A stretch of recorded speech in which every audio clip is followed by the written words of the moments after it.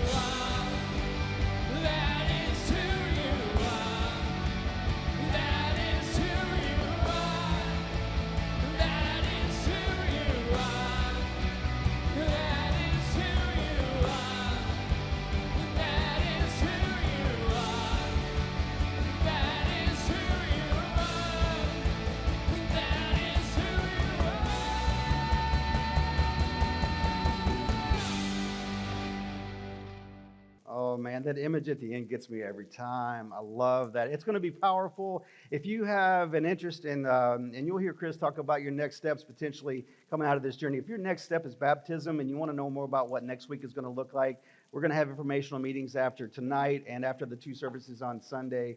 So if you want to stick around for those, they'll last about 15 minutes. We'd love to have you join us. If you just want to learn more and you're joining us online, please just mark it on your connection card, on the online connection card, and we'll have somebody reach out to you electronically. So speaking of the connection card, we would love to connect with you. If you are a partner or a regular guest here, please scan that QR code on the seat in front of you. Just fill out any information that may have changed. If you're a guest with us, or if you're joining us online and this may be your first time with us, we certainly hope it's not your last time. We are so grateful to have you here. We would just ask that you'd fill out that connection card with as much information as you're comfortable sharing. So as we've been saying for weeks, this is an all-church journey. This isn't just the folks inside the venue. This is an all-church journey. So our folks and kids, and eventually it is going to stop raining. I think it's going to happen. I feel like we're in a drizzle now. We were at, like earlier this week in Fishers, Indiana, our stages earlier. There we go. Now it's coming down. All right, beautiful. Our kids' environments, that's what I was talking about. They're going through the same kind of journey, right? The same kind of content, the same 49-day challenge. And so in our infants and kids rooms, infants all the way through 6th grade, every weekend, 7:15, they're available. Those environments are available. here, and then on Sunday mornings during our 9 a.m. service. And we just want to encourage you to continue to sign up for those because we have limited walk-in availability for those services and those opportunities. So, and as always on Monday nights from 7 to 9, our Crosspoint Student Ministries meets right here at Crosspoint, and just having incredible experiences for our junior high and high school students as well. So one last thing, spread some cheer. Distribution or meal distribution boxes are going to be, we're going to start passing those out next week. This is one of our favorite weekends or favorite generosity initiatives of the year. We're going to be providing meals to families all across India. It's going to be amazing. And so if you've not participated in that in the past, we want to encourage you to do that. It is just an amazing opportunity for us to give back to the community. And speaking of generosity, for those of you who continue to be so generous and give of your time and talent through the either online or on-site Joy Box, we want to thank you for that. The reason we make that sound, by the way, just as a reminder, is we get excited about how God uses your gifts to fuel life change here at Crosspoint and across the globe. So please keep that coming. And hey, we got a great service for you tonight. Chris is going to bring it home. Start talking about, okay, let's start walking out what's next in this 49-day challenge. We're going to start looking at foundations that really lead into the strong life that we're all seeking to have. So before we do that, check out Ashley and the band with Freedom. Why don't you go ahead and get on your feet, put your hands together, sing along with us today.